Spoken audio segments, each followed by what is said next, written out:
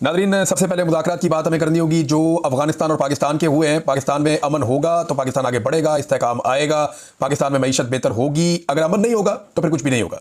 इमरान खान साहब ने एक फार्मूला दिया था और वो बार बार कह रहे थे कि आप अफगानिस्तान की हुकूमत के साथ मुज़ाकरात करें। वो ज़रूरी नहीं है कि वहाँ तालिबान के साथ मुज़ाकरात करें, वहाँ जो भी हुकूमत होगी आपको उसके साथ मुज़ाकरात करने पड़ेंगे। इससे पहले वहाँ पे अशरफ गनी की हुकूमत थी, इमरान खान साहब ने अपने दौर में उनको एंगेज किया। इससे पहले जो है वो वहाँ पे करज़ई साहब की हुकूमत थी, तो उस दौर में भी पाकिस्तान की उनके साथ बातचीत हुई। अब वहां पे हुकूमत है तालिबान की, तो आपको उनसे बात करनी पड़ेगी, चाहे आपको वो पसंद है या नहीं है। लेकिन इंडिया के बड़े अच्छे ताल्लुकात थे कठपुतली हुकूमतों के साथ, लेकिन आज इंडिया तालिबान के साथ मुलाकातें भी कर रहा है, दौरे भी कर रहा है, उनके साथ अपने ताल्लुकात भी आगे बढ़ा रहा है और वहां पे कोई इन्वेस्टमेंट भी कर रहा है। तो पाकिस्तान को इससे फायदा उठाना चाहिए था। इमरान खान साहब ने वक्त रहते यह बताया कि आप कभी भी अमन हासिल नहीं कर सकते जब तक कि आप अफगानिस्तान से बात ना करें। लेकिन जब तक लाशें गिर नहीं गई, जब तक लोग मारे नहीं गए, जब तक दहशतगर्दी ने सर नहीं उठा लिया, तब तक इन्हें होश नहीं आई। जब बहुत सारी लाशें गिर गई दोनों तरफ, तो उसके बाद इनको होश आई कि अब हम मुज़ाकरात करना चाहते हैं, और फिर मुज़ाकरात के लिए रास्ते बंद हो चुके थे। फिर इन्होंने जाके पाकिस्तान ने और अफगानिस्तान ने, क्योंकि अब सालिस की जरूरत पड़ेगी ना, जब आप एक लड़ाई में चले जाते हैं तो फिर आपकी एतमाद साजी नहीं रहती। वो एतमाद नहीं है पाकिस्तान को अफगानिस्तान पे और अफगानिस्तान को पाकिस्तान पे जो पहले हुआ करता था। यही मुज़ाकरात जो अब कतर में हो रहे हैं, यही मुज़ाकरात जो अब होने जा रहे हैं आने वाले दिनों में इस्तांबुल में, तुर्की में, ये मुज़ाकरात इस्लामाबाद में हो सकते थे, ये मुज़ाकरात पेशावर में हो सकते थे, वहां बातचीत हो सकती थी, बड़ी इज्जत के साथ दोनों फ्रीकैन मिलकर बातचीत तय कर सकते थे और शायद उनमें एतमाद ज्यादा होता। लेकिन अब जो है वो दूसरे फ्रीक बीच में पड़े हुए हैं, चाइना कोई और, ये अरब ममालिक इनकी गारंटियां हैं, सऊदी अरब की गारंटी है, तुर्की बीच में पड़ा हुआ है, कतर बीच में पड़ा हुआ है। अब कोई लोग ईरान की भी बात कर रहे हैं कि उनकी भी बीच में वो भी पड़ेंगे इसमें। तो अब आप अंदाजा करें कि ये हालात पैदा हो गए पाकिस्तान के लिए कि एक हमसाया मुल्क जो ब्रदर इस्लामी मुल्क है, जिस मुल्क की दो बड़ी जंगों में पाकिस्तान का बड़ा कलीदी रोल रहा, वो तालिबान जिन्हें पाकिस्तान ने खुद तख्लीक किया था, वो तालिबान जिन्हें पाकिस्तान ने खुद ट्रेन किया था, आज जब उनकी हुकूमत आई तो बजाय इसके कि वो पाकिस्तान की बात मानते और पाकिस्तान के मुताबिक चलते, पाकिस्तान दुनिया भर के जाके दरवाजे खटखटा के उनके साथ बात कर रहा है। अनफॉर्चुनेट ख्वाजा आसिफ साहब ने एक तरफा स्टेटमेंट दे दिया। वैसे ख्वाजा साहब को पता नहीं झूठ बोलने की आदत है, इस उम्र में बंदे को झूठ बोलना नहीं चाहिए। ख्वाजा साहब का स्टेटमेंट मैं पढ़ रहा था, वो बिल्कुल किसी और तरह है, और जो स्टेटमेंट हमारे पास आया कतर से वो बिल्कुल किसी और तरह है। जो कतर से आने वाला स्टेटमेंट है वो कुछ और बता रहा है, और जो ख्वाजा आसिफ ने स्टेटमेंट दिया वो कुछ और बता रहा है। ख्वाजा आसिफ एक तरफा कह रहे हैं कि अफगानिस्तान पाकिस्तान में अब दरअंदाजी नहीं करेगा, दहशतगर्दों की सहूलतकारी नहीं करेगा, और ये वो सारी चीज़ें वो कह रहे हैं अपने ट्वीट में मिलती जुलती जैसे इनको आदत है। लेकिन जो कतर का स्टेटमेंट है वो ये बता रहा है कि ये दो तरफा हुआ है मामला। यानी मैंने आपको पहले भी बताया था कि अफगानिस्तान को भी प्रॉब्लम है दाइश से, और अफगानिस्तान बार बार ये कहता है कि पाकिस्तान के अंदर दाइश के ठिकाने जहां से लोग आकर अफगान तालिबान की हुकूमत को डिस्टेबलाइज करते हैं और वहां जाके कार्रवाइयां करते हैं। इसी तरह पाकिस्तान को शिकवा टीटीपी से कि तरीके तालिबान पाकिस्तान क्योंकि अफगानिस्तान में है वो वहां से आके यहां पे कार्रवाई करती है। तो दोनों के शिकवे थे, दोनों के गिले थे, दोनों जगहों पे दहशतगर्दियां हुई हैं, दोनों ने लिस्टें फ्राहम की हैं और दोनों ने इस बात का आज़म किया है कि एक दूसरे की सरजमीन के ऊपर मुदाखलत नहीं करेंगे। मैं उम्मीद करता हूं कि यह जंगबंदी कायम रहेगी, लेकिन मैं चंद चीज़ें आपके सामने रखना चाहता हूं। एक तो इसी लड़ाई को लेकर जब इमरान खान ने कहा कि मुज़ाकरात करें, तो पाकिस्तान की मिलिट्री एस्टेब्लिशमेंट और उनके जो आलाकार इस वक्त हुकूमत में बैठे हैं ये सारे फतवे दे रहे थे। कोई आयतें सुना रहा था, कोई गज़वात के हवाले दे रहा था, कोई जो है वो कह रहा था इमरान खान तालिबान खान है, कोई पाकिस्तान का दुश्मन और गद्दार डिक्लेयर कर रहा था, कोई ये कह रहा था अफगानिस्तान एक दहशतगर्द मुल्क है और हमारा दुश्मन मुल्क है, और कोई ये कह रहा था कि दहशतगर्दों के सहूलतकारों के लिए हम कोई गुंजाइश नहीं छोड़ेंगे। ये बात बार बार की जा रही थी कि ये सहूलतकार दहशतगर्दों के हमने के लिए गुंजाइश नहीं छोड़ेंगे, ये कहा जा रहा था। और अब उन्हीं से जाकर जिनको दहशतगर्द कहा गया, जिनको दुश्मन कहा गया, उनके साथ बैठकर बात करनी पड़ी। देखिए, जब इमरान खान साहब को ये बात पता चली ना, अलीमा खानम वगैरह गए और उन्होंने अदालत के अंदर इमरान खान को ये बताया। मुलाकातें तो इमरान खान की होती नहीं है, अदालत में केस चलता है, उसी बहाने मुलाकात होती है। तो वहां जब इमरान खान साहब को ये बताया कि इतने फौजी अफसरान और जवान शहीद हो गए, तो इमरान खान साहब उठकर खड़े हो गए थे और उन्होंने एक मरतबा नहीं लगभग 10 मरतबा इमरान खान साहब ने यह बात दोहराई कि अफगानिस्तान से राब्ता करो, अफगानिस्तान से बात करो, अफगानिस्तान से राब्ता करो। वो आदमी इस इलाके के डायनामिक्स को जानता है, उसे पता है कि यहां क्या चल रहा है, उसको आइडिया है कि इस लड़ाई को रोकना है। तो उसको रोकने का बेहतरीन तरीका यह है कि आप कबाइलियों को इन्वॉल्व करें, आप अफगानिस्तान की हुकूमत से बात करें, मकामी हुकूमत को अपने एतमाद में लें और फिर मिलकर दहशतगर्दी को खत्म करें। अगर आप एक तरफा लड़ाई लड़ते रहेंगे तो फिर आप 20 साल और लड़ दें। इससे पहले भी आप 20 साल से लड़ाई लड़ रहे हैं, 20-25 साल हो गए आपको, आप 25 साल और लड़ दें। आपने 14,000 छोटे ऑपरेशंस किए, आपने दर्जनों जो है बड़े ऑपरेशंस आपने किए, बहुत बड़ी तादाद में। अभी तक अमन नहीं आ सका। अमन लाने का एक ही तरीका है, जब पूरा खित्ता अमन के लिए तुल जाएगा, और वो अफगानिस्तान की शमूलियत के बगैर मुमकिन नहीं है। तो इमरान खान को जो लोग ताने देते थे, आप वही काम कर रहे हैं और वो पहुंचे हैं। और देखिए ये क्यों इन्हें करना पड़ा। पहले तो ये लड़ाई को बढ़ाना चाह रहे थे, लड़ाई को बढ़ावा दे रहे थे। लड़ाई को बढ़ावा देने का मकसद ये था कि डोनाल्ड ट्रंप मुतवज्जे हो जाएगा। डोनाल्ड ट्रंप को हम बताएंगे, देखो आपको चाहिए था बगराम एयरबेस, तो देखिए हमने आपके लिए कितनी कुर्बानी दी है, कितना जोर लगाया, हम आपके लिए बात कर रहे हैं, हम अफगानियों को मार रहे हैं, हम हमले कर रहे हैं, हमने तो काम शुरू भी कर दिया है। ट्रंप साहब आप ये देखें, तो ट्रंप ने तवज्जो नहीं दी इनकी तरफ।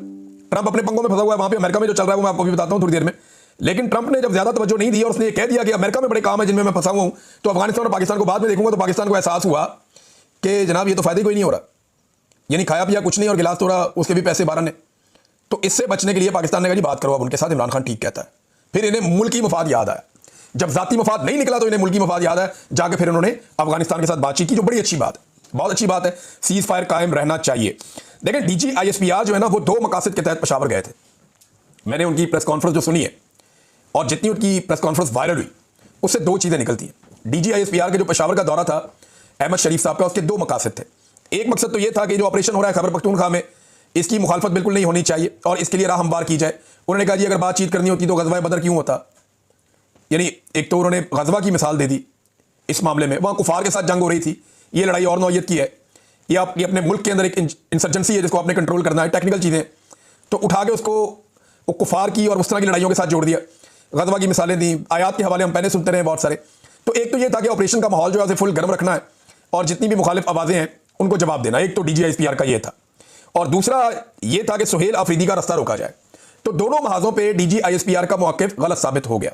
पहला मौक़िफ़, सुहेल अफरीदी को वाज़े उन्होंने पैगाम दिया था कि हम ऐसी सूबाई हुकूमत को नहीं मानते। भाई आप होते कौन है कि आप नहीं मानते, आपकी ये औकात ही नहीं है, आपकी ये जुर्रत होनी ही नहीं चाहिए कि अवामी मुंतखब हुकूमत को आप कहें कि हम नहीं मानते। आपको मानना पड़ेगा क्योंकि आप एक सरकारी मुलाजिम है और आपको तनख्वाह देती है ये कौम, और आपने वही करना है जो आपको अवामी मुंतखब नुमाइंदे कहेंगे।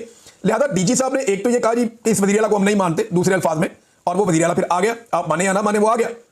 दूसरी बात, वो मुज़ाकरात के बिल्कुल हमायती नहीं थे और अब हम देख रहे हैं कि 1 हफ्ते के अंदर अंदर वो टाइम आ गया कि मुज़ाकरात भी हो गए। तो 1 हफ्ते के अंदर DGISPR की जो प्रेस कॉन्फ्रेंस थी उनके दोनों नताइज निकल आए। 2 मकासद थे ना, एक तो जनाब ऑपरेशन, मुज़ाकरात नहीं होंगे ऑपरेशन होंगे, और दूसरा कि सुहेल अफरीदी CM नहीं बनेगा। दोनों ही काम हो गए, मुज़ाकरात भी हो गए, सुहेल अफरीदी CM भी बन गया।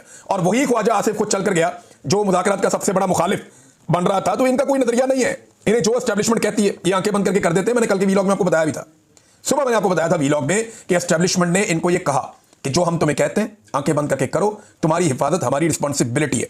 अमेरिका में क्या हो रहा है ये मैं आपको थोड़ा सा बताता हूं, लेकिन पहले एक और डेवलपमेंट है और ये बड़ी डेवलपमेंट है। ये जी सुहेल अफरीदी साहब ने एक कार्रवाई डाल दी है, अभी कुछ और कार्रवाइयां होने वाली है खैबर पख्तूनख्वा में, मैं आपको बताऊंगा आने वाले दिनों में। लेकिन उन्होंने एक बड़ा जरगा बुला लिया सुहेल अफरीदी ने। इससे पहले गंडापुर साहब के दौर में भी जरगा बुलाया गया था, लेकिन गंडापुर साहब जरगे के फैसलों पर अमल दरामद नहीं करवा सके थे और गंडापुर साहब चीज़ों को जरा टोन डाउन कर देते थे, नीचे ले जाते थे। अब सुहेल अफरीदी है और इनके आने से इसलिए मुखालफत की जा रही थी, अभी तक उन्होंने अपनी काबीना बनाई नहीं। तो मुझे ऐसा लगता है कि एस्टेब्लिशमेंट को सुहेल अफरीदी की इमरान खान से मुलाकात करवानी पड़ जाएगी। वजह यह है कि वो अपनी कैबिनेट ही अनाउंस नहीं कर रहे और इसका काफ़ी प्रेशर है निज़ाम के ऊपर। दूसरा, अभी उन्होंने अमन व अमान के हवाले से एक आला सतही इजलास भी बुलाना है जिसमें मिलिट्री भी आगे शामिल होगी, उनको भी बुलवाना पड़ेगा, वो भी आएंगे, CM हाउस में आएंगे, लेकिन उससे पहले भी उन्होंने इमरान खान को मिलना है। तो सुहेल अफरीदी ने कहा कि खैबर पख्तूनख्वा के अवाम की जिंदगी और उनके मुस्तकबिल का फैसला सूबे के लोग खुद करेंगे, किसी को भी बंद कमरों के फैसलों को अवाम पर मुसल्लत करने की इजाजत नहीं दी जाएगी। इस सिलसिले में क़याम अमन के लिए बरोज़ हफ्ता 25 अक्टूबर 2025 को खैबर पख्तूनख्वा का जिला खैबर में तहसील बाड़ा में तमाम सियासी वाबस्तगियों से बालातर होकर कबायली अमायदीन, मुशरान और नौजवानों का बड़ा अमन जरगा मुनक्कद किया जाएगा। इससे पहले इतना बड़ा जरगा हुआ था जब मंसूर पश्तीन ने दावत दी थी सबको और एक बड़ा जरगा किया था खैबर पख्तूनख्वा में। उस वक्त अली अमीन गंडापुर साहब की हुकूमत थी, कई नौजवान शहीद हो गए थे और जो खैबर पख्तूनख्वा की पुलिस है उन्होंने जरगे के ऊपर अटैक भी किया था। बाद में फायर फाइटिंग के लिए अली अमीन गंडापुर साहब खुद भी वहां गए थे। बहरहाल वो जरगे के मुतालबात कहाँ गए, कोई बात सामने नहीं आई। उसके बाद हम देख रहे हैं ऑपरेशन पे ऑपरेशन चल रहा है। अब ये बड़ा इम्तिहान है सुहेल अफरीदी का कि वो जरगा बुलाते हैं तो जरगे में जो चीज़ें तय होती हैं उन चीज़ों का क्या बनेगा। बहरहाल उन्होंने कहा जी कबायली अमायदीन आएंगे, मुशरान आएंगे, नौजवानों का बड़ा अमन जरगा मुनक्कद किया जाएगा। खैबर पख्तूनख्वा की हुकूमत इमरान खान के नजरिए और सूबे के अवाम के मफाद के साथ खड़ी होगी इंशाअल्लाह। सिक्योरिटी के सख्त इंतजाम करने चाहिए क्योंकि जो अमन के दुश्मन है वो ऐसी किसी कोशिश को जहाँ पे अवाम की आवाज़ आए सबोटाज करने की कोशिश भी कर सकते हैं। अब नाजरीन, एक और चीज़ जो अमेरिका के हवाले से मैं आपके सामने रख देता हूँ कि डोनाल्ड ट्रंप जो दुनिया के अंदर एक चैंपियन बन रहे हैं और पूरी दुनिया के अंदर उनकी वाहवाकारी कर रहे हैं, वो ममालिक जिन ममालिक में जमहूरियत नहीं है। आप गौर कीजिए ना, चापलूसी सिर्फ वो ममालिक कर रहे हैं जहाँ पे जमहूरियत नहीं है। पाकिस्तान फुल चापलूसी प्रोग्राम, इसी तरह इंडोनेशिया फुल चापलूसी प्रोग्राम, खुशामद प्रोग्राम। अरब ममालिक हमारे, उनके पास तो वहाँ जमहूरियत नहीं है। तो हर तरफ से जहाँ पे भी डोनाल्ड ट्रंप की चापलूसी हो रही है वहाँ पे जमहूरियत कैसे है ये हम सब जानते हैं। इस वक्त तुर्की में तैयब उर्दगान की हालत क्या है और वहाँ की अपोजिशन की क्या हालत हो चुकी है और कर दी गई है, ये भी जरा कभी आप स्टडी करेंगे। मैं एक वीलॉग इसके ऊपर करूँगा कि तैयब उर्दगान अब वो नहीं रहे। तैयब उर्दगान में बड़ी इनकलाबी तब्दीलियाँ हुई गुज़िश्ता 5-7 साल में, 8 साल में, और अब वो खुद भी एक डिक्टेटर के तौर पे वहाँ पे कुछ लोग उन्हें पहचानते हैं और तुर्की के अंदर दीगर पॉलिटिकल पार्टी को कैसे कुचला और दबाया गया है, इस पर हम बाद में बात करेंगे। उर्दगान की जहां बहुत सारी खूबियां वहां कुछ खामियां भी पैदा हो गई हैं, और लगातार जो ताकत होती है ना, जो एब्सोल्यूट पावर होती है, वो ये प्रॉब्लम्स पैदा कर देती है। इंसान है ना, नॉर्मल होता है, तो उसके साथ जब ऐसी चीजें होती हैं तो वो एबनॉर्मल हो भी जाता है। अब अमेरिका के अंदर एक मूवमेंट शुरू हो गई डोनाल्ड ट्रंप के खिलाफ। ये वैसे तो जून 2025 में शुरू हो गई थी, लेकिन ट्रंप आता है 2025 के शुरू में, तो पहले 5 महीनों के बाद उसके खिलाफ एक मूवमेंट शुरू हो जाती है, क्योंकि ट्रंप का जो हुक्मरानी का तरीका है वो अमेरिकन के मुताबिक आमराना है। जो तरीकाकार ट्रंप ने अपना लिया है अमेरिकन के बारे में, वो आमराना तरीकाकार है। अच्छा, इस पे ना जो एक फ्यूलिंग की है, यानी आग तो लगी हुई थी, इसके ऊपर जो फ्यूलिंग हुई है वो एक इंसिडेंट से हुई है, और वो डोनाल्ड ट्रंप के अकाउंट से एक वीडियो शेयर हुई है मुबैना तौर पर, और इस वीडियो ने पूरे अमेरिका के अंदर लोगों के जज्बात को आग लगाई है। डोनाल्ड ट्रंप के अकाउंट से एक वीडियो शेयर होती है जिसमें वो एक जेट तैयारे में, फाइटर जेट में बैठे हुए हैं, और उसमें गालिबन ट्रंप लिखा भी हुआ है। वो जब फाइटर जेट में ये वीडियो अपने सामने खोल लेता हूं ताकि मुझे आपको इसको जरा थोड़ा एक्सप्लेन करने में आसानी भी रहेगी। तो जनाब, ये डोनाल्ड ट्रंप साहब जो हैं वो एक फाइटर जेट के अंदर बैठे हुए हैं, और ये उन्होंने मुजाहिरों की ना ट्रोलिंग की थी, और फाइटर जेट में बैठ के डोनाल्ड ट्रंप साहब फ्लाई करते हैं, और फ्लाइंग के दौरान डोनाल्ड ट्रंप साहब का जो फाइटर जेट है उसके अंदर से गंद गिरता है बहुत सारा, यानी शिट गिरती है, और वो नीचे जो आवाम एहतजाज कर रहे होते हैं उनके सरों पे, उनके ऊपर गिरती है। यानी वो एक मुहावरा भी है अंग्रेजी में, ये उसका उन्होंने एक तरह से प्रैक्टिकली उन्होंने दिखाया। किंग ट्रंप जो लिखा हुआ है उस जेट के ऊपर लिखा हुआ है किंग ट्रंप, और डोनाल्ड ट्रंप ने अपने सर के ऊपर वहां पे एक ताज भी पहना हुआ है इस वीडियो में, और जो है वो यानी वॉशरूम वाला मवाद जो है वो डोनाल्ड ट्रंप के जेट तैयारे से बमबारी की तरह नीचे गिर रहा है, और लोग उससे गंदे हो रहे हैं। ये डोनाल्ड ट्रंप ने किंग ट्रंप के नाम से तैयारा उड़ा के और ये वीडियो लगा दी उसके अंदर। अब ये जो एक आर्टिफिशियल इंटेलिजेंस से बनी हुई वीडियो है, ट्रंप को ये नहीं लगानी चाहिए थी, इससे लोगों ने तौहीन महसूस की, और अमेरिकन ने इतनी तौहीन महसूस की है कि इस वक्त जो सिचुएशन है मैं आपके सामने रख देता हूं कि वहां पे जमहूरियत पसंदों ने जो एहतजाज किया अमेरिका की 50 रियासतों में, लगभग 2600 से 2700 शहरों के अंदर, ये बहुत बड़ी तादाद है शहरों की, और 70 लाख से ज्यादा अमरीकी, कुछ लोग कह रहे हैं 5 मिलियन, कोई 7 मिलियन, कोई इससे ज्यादा भी बता रहे हैं, इतनी बड़ी तादाद में अमरीकी ट्रंप के आमराना तर्ज हुक्मरानी के खिलाफ बाहर आ गए, और ये तारीख साथ मुजाहरे हो रहे हैं अमेरिका में। इस बड़े लेवल पर मुजाहरे पहले कभी नहीं हुए। लोग ये कहते हैं कि ट्रंप, हम तुम्हारी बादशाहत हमें कबूल नहीं है, ट्रंप तुम फौजी जबर की तरफ बढ़ रहे हो, लेकिन याद रखो कि हमारे मुल्क में कोई बादशाह नहीं है। लोगों ने ट्रंप की बड़ी किट लगाई, अजीब अजीब पोस्टर उठाए, ट्रंप के पुतले बनाए मजाइका खेज किस्म के, और उसके नमूने बनाए बड़े अजीब किस्म के, और ट्रंप ने जैसे लोगों की तौहीन की, लोगों ने टिका के ट्रंप की तौहीन की। लेकिन मैं हैरान हो रहा था कि अमेरिका में मुकदमे दर्ज नहीं हो रहे, दफ़ा 144 नहीं लग रही, अमेरिका में कंटेनर्स खड़े नहीं किए जा रहे, अमेरिकन फौज जो है वो गोलियां नहीं मार रही। हालांकि सबसे ताकतवर फौज अमेरिका की है, सबसे ताकतवर लॉ इन्फोर्समेंट अमेरिका की है, उनके पास दुनिया के सबसे अच्छे हथियार हैं, उनके पास जेट तैयारे भी हैं, दुनिया की शानदार आंसू गैस उनके पास है। अगर वो कंटेनर्स खड़े करना चाहें या खंदकें खोदना चाहें तो वो जबरदस्त काम कर सकते हैं, उनके लिए मसला भी नहीं है 20-25-30 हज़ार आदमी को मारने का, फौरन मार सकते हैं। लेकिन वहां पर ये नहीं हो रहा, ना ही जाली FIR हो रही हैं, बल्कि ये जो लाखों मुजाहिरीन आए हैं एहतजाज करने के लिए, इनमें से कोई एक भी ऐसा नहीं है जिसने शिकायत की हो कि गुज़िश्ता रात उसकी चादर और चार दीवारी का तकद्दुस पामाल किया गया। ये है नाज़रीन अमेरिका। वो इसीलिए सुपर पावर अपने आप को कहते हैं, या इसलिए बाकी दुनिया से आगे हैं कि वहां पे लोगों के जमहूरी हक मौजूद है। अच्छा, डोनाल्ड ट्रंप का ये कहना कि मैं बादशाह नहीं हूं, ये मुझे बादशाह बिला वजह कह रहे हैं, ये मेरे बारे में गलत बात कर रहे हैं। अमेरिकी सदर ने खुद कह दिया अपने मुंह से कि वो मुझे बादशाह कह रहे हैं, मैं बादशाह नहीं हूं। हालांकि जो वीडियो उन्होंने जारी की थी डोनाल्ड ट्रंप ने, उसमें किंग ट्रंप लिखा हुआ था। तो ये जनाब अमेरिकन का रद्द-ए-अमल है जो हम देख रहे हैं। नाज़रीन, एक और बड़ी खौफनाक खबर है, मैं इसकी तस्दीक नहीं कर सकता, लेकिन ज़ियाद तनोली साहब ने यह खबर दी। ज़ियाद तनोली साहब मैं जानता हूं, एक्सप्रेस न्यूज़ में मैं उनके साथ काम कर चुका हूं, बड़े अच्छे जर्नलिस्ट हैं, दिन अखबार में भी काम करते थे, मुख्तलिफ जगहों पर उन्होंने काम किया है, और मेरा एक उनके साथ अच्छा ताल्लुक भी है। उन्होंने एक खबर दी है कि खादम रिजवी साहब जो हैं, जो तहरीक लब्बैक के बानी हैं, और उनका इंतकाल हो गया था आज से चंद साल पहले। 16 नवंबर को उनकी बरसी आती है हर साल, और उनका उर्स मनाया जाता है, वहाँ पे उनका मज़ार बनाया गया बाद में। खादम रिजवी साहब, ये आपको याद होगा, वो मजदूर शख्सियत हैं जो एक व्हील चेयर के ऊपर बैठते थे, और इन्होंने तहरीक लब्बैक को एक ऐसी पॉलिटिकल पार्टी बनाया जिसने एहतजाज कर करके सबके नाक में दम कर दिया। तो अब उनके दुनिया से जाने के बाद हर साल 16 नवंबर को उनका उर्स मनाया जाता था। अब ज़ियाद तनोली साहब की खबर है, और कुछ और सहाफ़ी भी ये क्लेम कर रहे हैं कि उनका जस्ते खाकी, यानी उनकी लाश को निकाला जाएगा उनकी कब्र से, और लाहौर से बाहर कहीं मुंतकिल किया जाएगा। ये बड़ी खौफनाक बात है। हुकूमत पंजाब का वैसे पता कोई नहीं है, कुछ भी कर सकते हैं। तो ये क्लेम किया जा रहा है कि जनाब ये मुंतकिल किया जाएगा, और अटक में या राजनपुर में या कहीं दूर दराज इलाके में मुंतकिल करेंगे ताकि लाहौर में ट्रैफिक के मसाइल पैदा ना हो।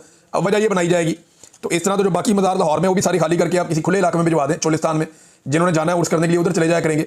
लेकिन ये खादम रिजवी साहब के हवाले से खबर है, और ये अब ये खबर का क्या इंपैक्ट आता है मैं अभी कुछ कह नहीं सकता, लेकिन आपको पता चल जाएगा। आखिरी खबर नाज़रीन, और ये भी बहुत इंपॉर्टेंट है, ये जो लोग बगले बजा रहे थे और क्रेडिट ले रहे थे कि जनाब हमने इसराइल की जंग रोक ली, फलाने ने ये किरदार किया, फलाने ने वो किरदार अदा किया, इसने ये कर दिया, उसने ये कर दिया, तो जंगबंदी तो हुई नहीं। और जिन लोगों ने दस्तखत किए हैं वो आवाज़ भी नहीं उठा रहे।